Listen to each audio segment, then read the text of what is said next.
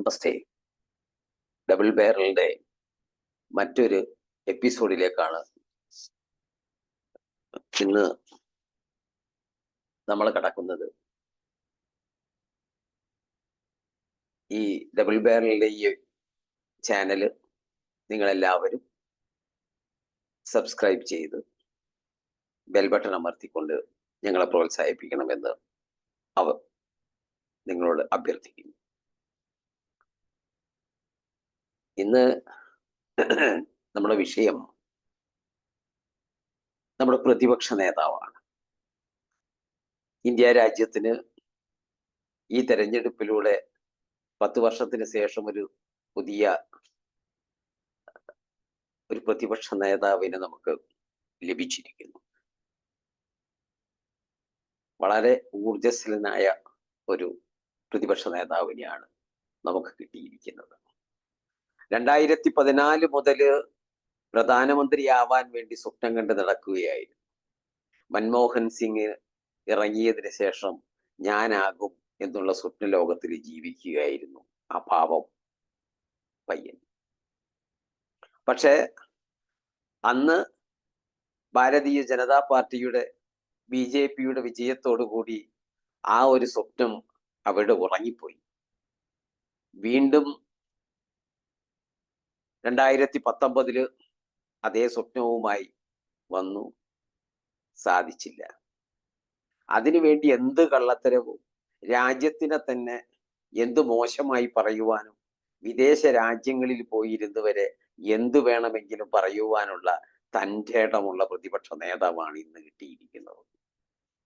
അത് കഴിഞ്ഞ് ഈ ഒരു തെരഞ്ഞെടുപ്പില് പറഞ്ഞു, നിങ്ങൾ എഴുതി വെച്ചോളൂ, ജൂൺ 4-ാം തീയതി നരേന്ദ്രമോദി പരാജയപ്പെടും, ഞാൻ പ്രധാനമന്ത്രിയാകുമെന്ന്. അവസാന ദിവസമാണ് ജൂൺ 4-ാം തീയതി നമ്മുടെ നരേന്ദ്രമോദിയുടെ ലാസ്റ്റ് ഡേ എന്നാണ് ഇന്നത്തെ ഈ പ്രതിപക്ഷ നേതാവ് അന്ന് പ്രസംഗത്തിൽ പറഞ്ഞിരുന്നത്. പക്ഷെ പാവത്തിന് ഹാലിളകിപ്പോയി. അവിടെയും പരാജയം സംഭവിക്കുന്നു. എന്തൊക്കെ കള്ളത്തരങ്ങൾ, എന്തൊക്കെ പറയുവാൻ പറ്റുമോ അത് മുഴുവൻ പറഞ്ഞു നോക്കി. പലവർക്കും ഗ്യാരണ്ടി കാർഡും ലക്ഷക്കണക്കിന് രൂപ വാഗ്ദാനങ്ങളും 8500 രൂപ മാസം വെച്ച് വീടുകളിൽ എത്തിക്കുന്നവരെ ഓരോ വീടാന്തരം കയറിക്കൊണ്ട് കോൺഗ്രസ് പ്രവർത്തകർ പറഞ്ഞു നോക്കി, സാധിച്ചില്ല. അതുകൊണ്ട് ഭാരതം രക്ഷപ്പെട്ടു. അയാൾ പ്രധാനമന്ത്രിയായില്ല, പ്രതിപക്ഷ നേതാവായി. അല്ലേ? അതാണ് ഇന്നും കാണുന്നത്. പക്ഷെ ആ പ്രതിപക്ഷ നേതാവ് ആദ്യമായിട്ടുള്ള നമ്മുടെ പ്രസിഡന്റിന്റെ നയപ്രസംഗത്തിന് മറുപടി പറഞ്ഞുകൊണ്ട് പ്രതിപക്ഷ നേതാവിന്റെ പ്രസംഗത്തോടു കൂടി തന്നെ മാനസികമായിട്ട് തന്നെ ഒരു തകരാറ് സംഭവിച്ച ആ ഒരു നേതാവിനെ നമ്മൾ കാണേണ്ടി വന്നു. എന്തൊക്കെയാണ് അന്ന് സംഭവിച്ചത്? അന്ന് രാജ്യത്തിനെ നോക്കിക്കൊണ്ട് രാജ്യത്തിന്റെ സൈന്യത്തിനെ പറ്റി അപകീർത്തിപരമായിട്ട് പറഞ്ഞു. നമ്മൾ കണ്ടതാണ്. അങ്ങനെ ഉള്ള ഒരു പ്രസംഗമായിരുന്നു അന്ന് നടത്തുന്നത്. പ്രധാനമന്ത്രി എണീച്ച് നിന്ന് സംസാരിക്കാൻ തുടങ്ങിയ ആ നിമിഷം മുതൽ അദ്ദേഹത്തിന്റെ പ്രസംഗം നിർത്തി അവസാനിപ്പിക്കുന്നത് വരെ കൂവുക, തോന്നിയവാസങ്ങൾ വിളിച്ചു പറയുക.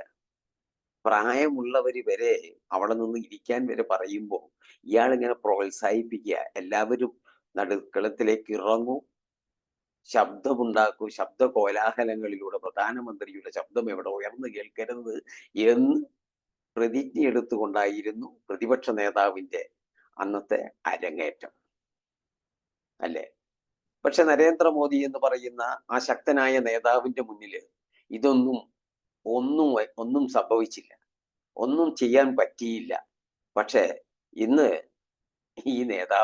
ഈ പ്രതിപക്ഷ നേതാവ് എന്തോ കുറച്ചൊരു ഗുളിക കഴിക്കേണ്ട ഒരു സ്ഥിതി വിശേഷത്തിലേക്ക് പോയോ എന്നൊരു സംശയമുണ്ട്. കാരണം പ്രധാനമന്ത്രിയാകാൻ പറ്റാത്തതിന്റെ ആ ഒരു സ്വപ്ന ലോകത്തിൽ നിന്ന് ഇന്നും താഴത്തേക്ക് ഇറങ്ങാൻ പറ്റാത്തതിന്റെ ഒരു കുഴപ്പം അയാൾക്ക് കാണുന്നുണ്ടോ എന്ന് എനിക്ക് സംശയമുണ്ട്.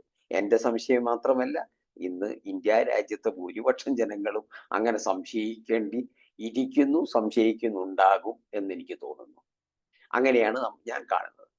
ഏതായാലും അത് കഴിഞ്ഞു. ഇപ്പം പാർലമെന്റ് സെഷനൊക്കെ അവസാനിച്ചു. പ്രധാനമന്ത്രി വിദേശ രാജ്യത്തേക്ക്, റഷ്യയിലേക്ക് പോയിരിക്കുന്നു.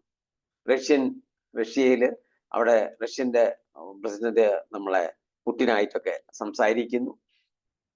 അങ്ങനെ ഒരു വേറെ ഒരു നയ പ്രഖ്യാപനത്തിനൊക്കെ വേണ്ടിയും കാര്യങ്ങൾക്കൊക്കെ വേണ്ടിയും വിദേശ രാജ്യങ്ങളോട് കൂടിയുള്ള നമ്മുടെ പിന്നെ സ്നേഹം ഊട്ടിയുറപ്പിക്കുന്നതിന്റെ ഭാഗമായിട്ടൊക്കെ ആയിരിക്കാം.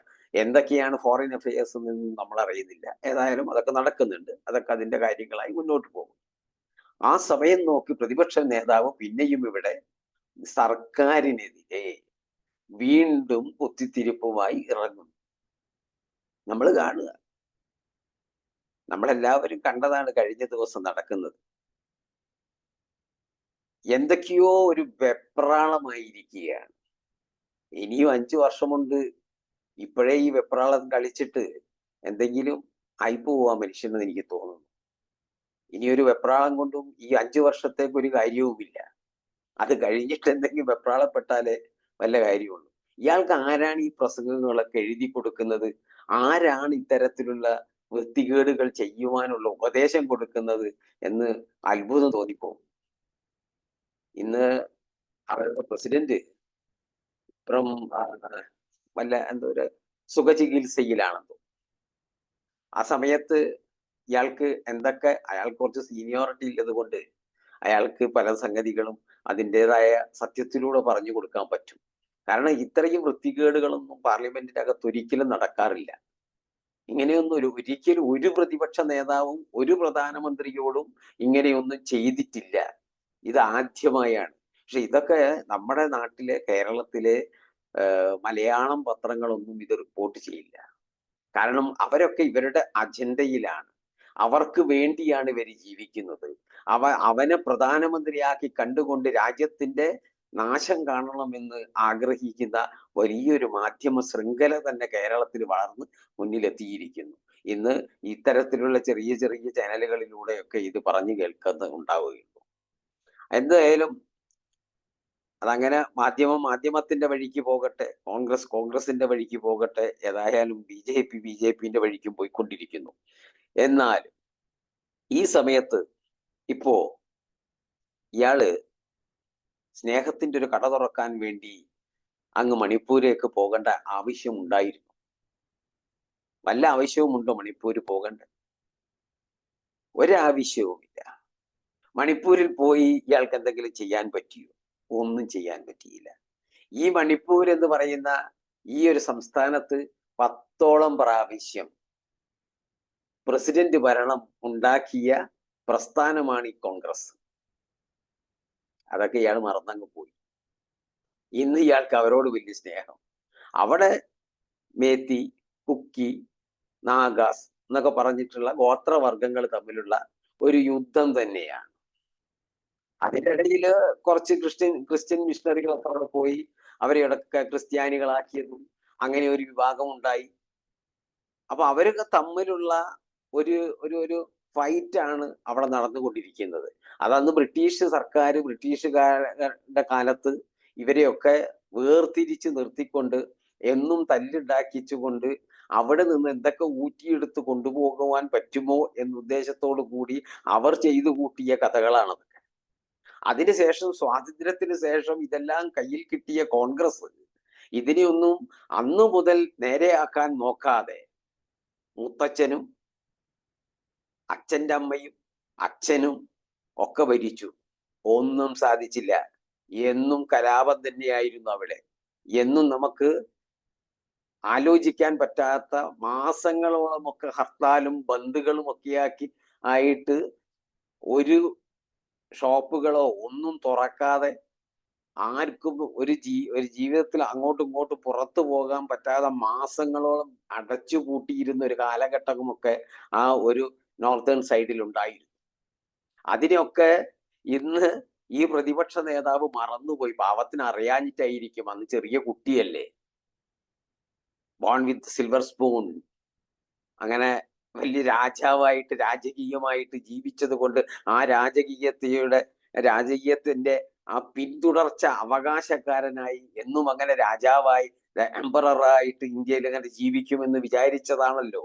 പക്ഷെ ജനാധിപത്യമല്ലേ, വലിച്ചെറിയുമെന്ന് കുട്ടി ഒരിക്കലും പ്രതീക്ഷിച്ചിട്ടുണ്ടാവില്ല എന്നാണ് എനിക്ക് തോന്നുന്നത്. ഏതായാലും അവിടെ ഈ നടക്കുന്ന ഈ പ്രശ്നങ്ങളില് അവിടെ പോയിട്ട് അവിടെയും ഒന്നും ചെയ്യാനൊന്നും പറ്റിയില്ല. ഇന്നിപ്പോ ആവശ്യപ്പെടുന്നു പ്രധാനമന്ത്രി നരേന്ദ്രമോദി അങ്ങോട്ടൊന്ന് പോകണമെന്ന്. നരേന്ദ്രമോദി അങ്ങോട്ട് പോകേണ്ട ഒരു അവസ്ഥയാണോ ഇന്ന് അവിടെ ഉള്ളത്? അവിടെ നമ്മുടെ ആഭ്യന്തരമന്ത്രി പോകുന്നു, മറ്റുള്ള ആൾക്കാർ പോകുന്നു, അവിടെയുള്ള കാര്യങ്ങൾ നോക്കുന്നു. അവിടുത്തെ ആസാം റൈഫിൾസ് എന്ന് പറയുന്ന പട്ടാളം ആയിരുന്നു അവിടെ നോക്കിയിരുന്നത്. അവരെ മാറ്റി ഇന്ന് ബോർഡർ സെക്യൂരിറ്റി ഫോഴ്സിനെയും മറ്റ് RPF-നെയൊക്കെ അവിടെ ആക്കിയിട്ടുണ്ട്. സംഗതികളൊക്കെ മുന്നോട്ട് പോകുന്നുണ്ട്. 3 ഇരട്ടി പിന്നെ പട്ടാളക്കാരെ ഇന്ന് അവിടെ വിന്യസിച്ചുകൊണ്ട് സംഗതി സമാധാനത്തിലേക്ക് വരുന്നു. അവിടെ സമാധാനത്തിലേക്ക് എന്നാലും പോകാൻ ഒരുപാട് പ്രയാസമുണ്ട്. ഈ നമ്മുടെ മലയാള മാധ്യമങ്ങളൊക്കെ BJP-ക്കാരൊക്കെ പോയിരിക്കുമ്പം ഒരുപാട് കുത്തി ഒരു ചോദ്യമുണ്ട്. എന്തുകൊണ്ട് പ്രധാനമന്ത്രി മറുപടി പറഞ്ഞില്ല? മറുപടി പറയണം, പറയാനാകുമ്പോൾ പറയും. അയാൾക്കറിയാം ഏത് സമയത്ത് പറയണമെന്നുള്ളത്. അവിടെ എന്തൊക്കെ സംഭവിക്കുന്നുള്ളൂ, അവിടെ എന്തൊക്കെ കാര്യങ്ങളാണ് ചെയ്യേണ്ടതെന്നൊക്കെ അയാൾക്കറിയാം. അയാൾ അത് ചെയ്തുകൊണ്ടിരിക്കുന്നു. അദ്ദേഹത്തിന് അറിയാത്ത കാര്യങ്ങളൊന്നുമല്ല. നിങ്ങൾ പത്രക്കാര് ഇത് കുത്തിത്തിരിപ്പാക്കാൻ വേണ്ടി നോക്കിയാലൊന്നും സംഗതി നടക്കില്ല. ഏതായാലും നിങ്ങളുടെ സമാധാനത്തിന്റെ കച്ചവടമൊക്കെ പീഡിയ തുറക്കുന്ന ആളുണ്ടല്ലോ, അയാൾ ഈ സമാധാനത്തിന്റെ പീഡിയ അവിടെ തുറക്കുന്നതിന് പകരം വെറുപ്പിന്റെ ഒരു കട തുറക്കാൻ പറ്റിയിട്ടുണ്ട് എന്നാണ് എനിക്ക് തോന്നുന്നത്. വെറുപ്പിന്റെ കട. ഈ ഇരുതിരി തീയിൽ എണ്ണയൊഴിക്കുക എന്ന ഒരു പണിയാണ് ഇന്ന് അയാൾ അവിടെ പോയി ചെയ്തിരിക്കുന്നത്. ഇതിനൊക്കെ എങ്ങനെ മറുപടി പറയണം? ഇതിന് ജനങ്ങൾ മറുപടി പറഞ്ഞു. വീണ്ടും ഇതാ 99. അതിലിപ്പോ വയനാട് രാജിവെച്ചപ്പോ 98 എന്നാണ് എനിക്ക് തോന്നുന്നത്. അത്രയേ ഉള്ളൂ. ഇപ്പോ 18% വോട്ടാണ് ആകെ കോൺഗ്രസിന് കിട്ടിയിരിക്കുന്നത്. ഇതും കൊണ്ട് വിജയത്തിൽ എത്തി എന്നുള്ള വിജയിച്ച പ്രധാനമന്ത്രിയുടെ ഒരു ഒരു ഒരു ചുറുചുറുക്കോട് കൂടിയാണ് ആ പാവംകുട്ടി നടക്കുന്നത്. സീനിയറായ കുറച്ച് കോൺഗ്രസ്സുകാര് ഇത് പറഞ്ഞു കൊടുക്കാനും പറ്റുന്നില്ല. കാരണം ഇയാൾ പറഞ്ഞാൽ കേൾക്കാത്ത ഒരാളാണ്. ഇയാൾ ആരെയും വില വെക്കില്ല. അതിന്റെ ഒരു ചരിത്രമാണല്ലോ ആസാം മുഖ്യമന്ത്രി ഉണ്ടായത്. അയാളോട് പറഞ്ഞു പോയി പണി നോക്കണോ എന്നാ പറഞ്ഞത്. അതുകൊണ്ട് അയാളെ പണി നോക്കി അയാൾ മുഖ്യമന്ത്രിയായിരിക്കുന്നു. ഇയാൾ ഇന്നും ഒരു പ്രതിപക്ഷ നേതാവ്. അതും 98 സീറ്റ് ഭാഗ്യത്തിന് കിട്ടിയത് കൊണ്ട്, 99 സീറ്റ് കിട്ടിയത് കൊണ്ട് അയാള് ഇന്ന് അതായി ഇരിക്കുന്നു. 543-ൽ 99. ഒന്ന് രാജിവെച്ചതിന്റെ പേരിൽ 98 ഉണ്ടാവുകയുള്ളൂ എന്ന് തോന്നുന്നു.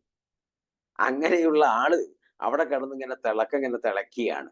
ഇന്ന് അവിടെ പോയിട്ട് അവിടുന്ന് പത്രക്കാരെ ചോദ്യത്തിന് മറുപടി പറയാൻ പറ്റിയോ? പറ്റില്ല. എന്തെങ്കിലും പഠിക്കണ്ടേ? രാജ്യത്തിനെ പറ്റി പഠിച്ചിട്ടല്ലേ പോകേണ്ടത്.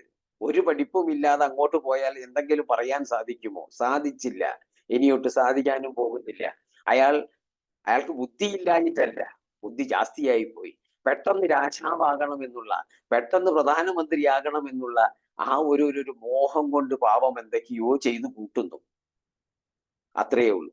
അത് കഴിഞ്ഞ് പിന്നെതാ ഇപ്പൊ റെയിൽവേയുടെ കാര്യത്തിൽ ഒരു കള്ളത്തരം ചെയ്തു തന്നില്ലേ? റെയിൽവേയുടെ കാര്യത്തിൽ നോർത്തേൺ റെയിൽവേ അവിടെ സന്ദർശിച്ചു എന്ന് പറഞ്ഞ് അവിടെ 5-8 ക്യാമറാമാനെ ഇയാൾ തന്നെ കൂട്ടിക്കൊണ്ടുപോയിട്ട് അതൊക്കെ അവിടെ ഡ്രൈവർമാരെയൊക്കെ നിർത്തിക്കൊണ്ട്, ലോക്കോ പൈലറ്റ്സ്മാരെയൊക്കെ നിർത്തിക്കൊണ്ട് അവരോടൊക്കെ അതിലൂടെ ചിത്രീകരിക്കുകയാണ് അവരെ കഷ്ടപ്പാടുകൾ. ഏതായാലും രാജ്യത്ത് കഴിഞ്ഞ ദിവസം ലല്ലു പ്രസാദ് യാദവ് പറഞ്ഞു, ഈ മന്ത്രിസഭ ചിലപ്പോൾ പൊളിഞ്ഞു വീണേക്കാം, ഇതിന് നമ്മൾ ഇല്ലാതാക്കുമെന്നൊക്കെ. ഇങ്ങനെയുള്ള ഈ റെയിൽവേ സമരം അതൊക്കെ മണക്കുന്നുണ്ടോ എന്നൊരു സംശയം എനിക്ക് തോന്നുന്നു. രാജ്യത്ത് എവിടെ പോയാലും തീവണ്ടികളിൽ പ്രശ്നമുണ്ടാക്കുന്നു. അങ്ങനെ പല പല പ്രശ്നങ്ങൾ അവിടെ എല്ലാ ഭാഗത്തും തീ കൊടുക്കുവാൻ വേണ്ടിയാണോ ഇന്ന് ഈ പ്രതിപക്ഷ നേതാവിന്റെ ഓട്ടം എന്ന് വരെ നമുക്ക് സംശയം തോന്നുകയാണ്. കാരണം അങ്ങനെയുള്ള ഒരു ഓട്ട പ്രദക്ഷിണത്തിലൂടെ പല വഴിക്കും പ്രശ്നങ്ങൾ ഉണ്ടാക്കിക്കൊണ്ട് രാജ്യത്തിൽ പല കലാപങ്ങൾ ഉണ്ടായിക്കഴിഞ്ഞാൽ പെട്ടെന്ന് ഇത് പ്രധാനമന്ത്രി സ്ഥാനത്തേക്ക് ഇരിക്കാം എന്നുള്ള ഒരു വ്യാമോഹമായിരിക്കാം കുട്ടിക്ക് എന്നാണ് തോന്നുന്നത്.